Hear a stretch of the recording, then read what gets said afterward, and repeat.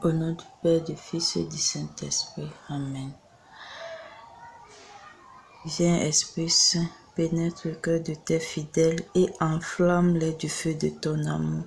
Ô Seigneur, envoie ton esprit et ils seront créés, et tu renouvelleras la face de la terre.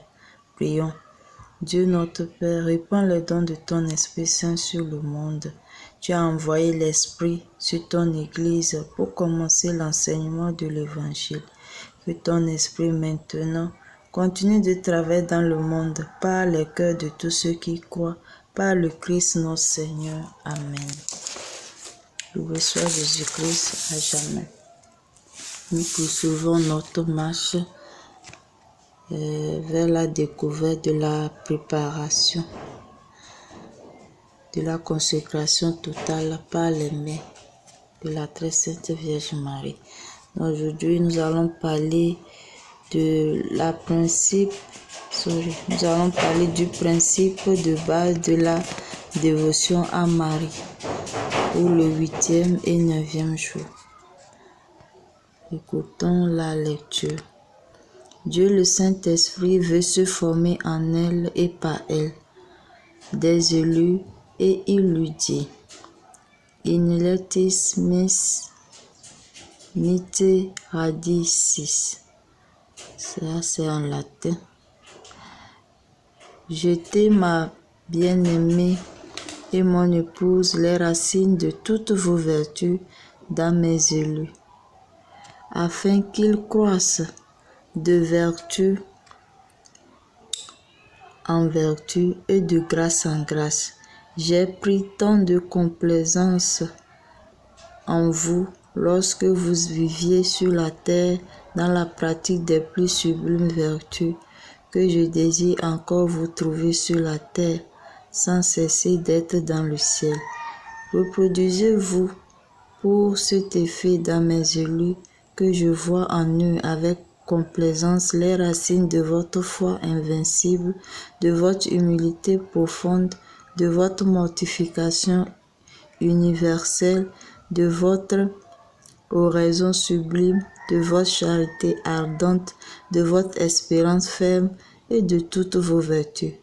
Vous êtes toujours mon épouse, aussi fidèle, aussi pure et aussi féconde que jamais. Que votre foi me donne des fidèles, que votre pureté me donne des vierges, que votre fécondité me donne des élus et des temples. Quand Marie a jeté ses racines dans une âme, elle y produit des merveilles de grâce lorsqu'elle seule peut produire. Elle y produit des merveilles de grâce qu'elle seule peut produire parce qu'elle est seule la Vierge féconde qui n'a jamais eu ni n'aura jamais sa semblable en pureté et en fécondité. Marie a produit avec le Saint-Esprit la plus grande chose qui ait été et sera jamais, qui est un Dieu homme, et elle produira conséquemment les plus grandes choses qui seront dans les derniers temps. La formation et l'éducation des grands saints qui seront sur la fin du monde lui est réservée, car il n'y a que cette Vierge singulière et miraculeuse qui peut produire en union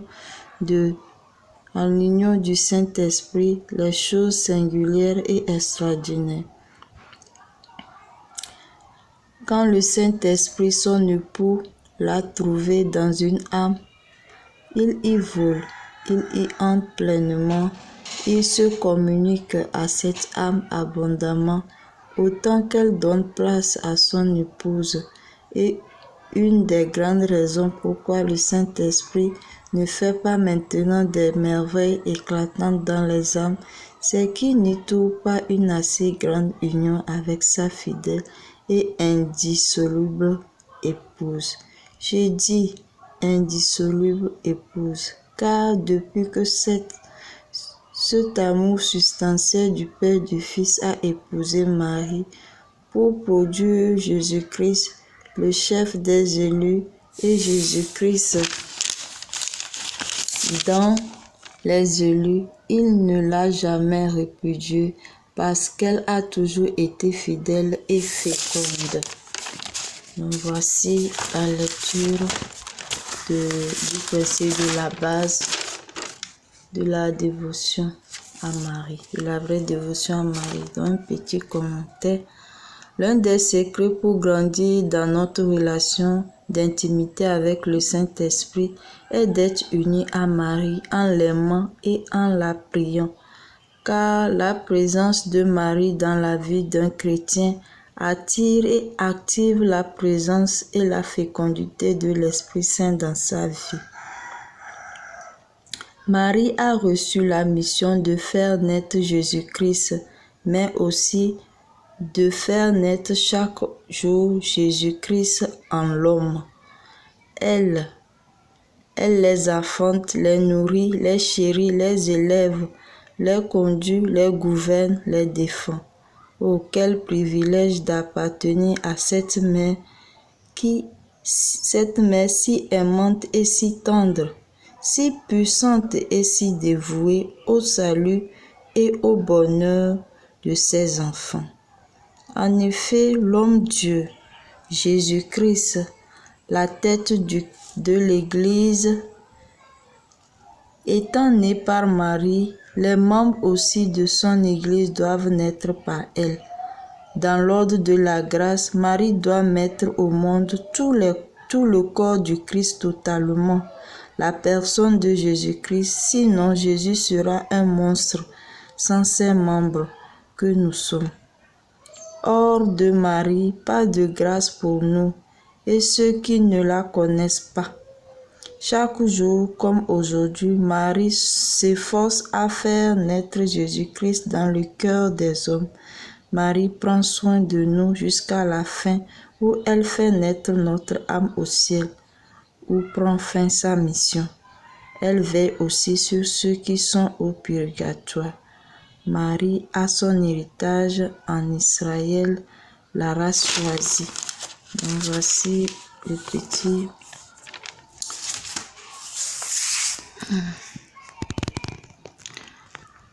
petit commentaire que j'ai eu à faire.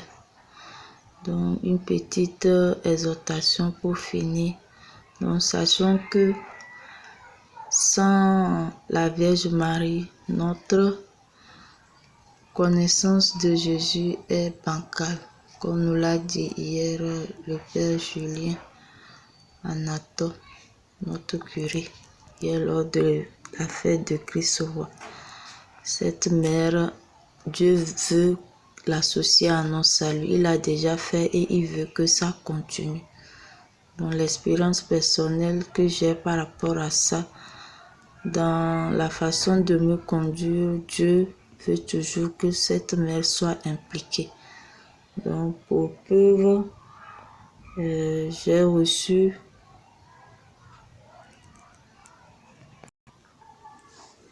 j'ai reçu d'elle pour vous un livret qui est intitulé Notre-Dame de la délivrance. Délivre-nous des chaînes du démon, protège-nous.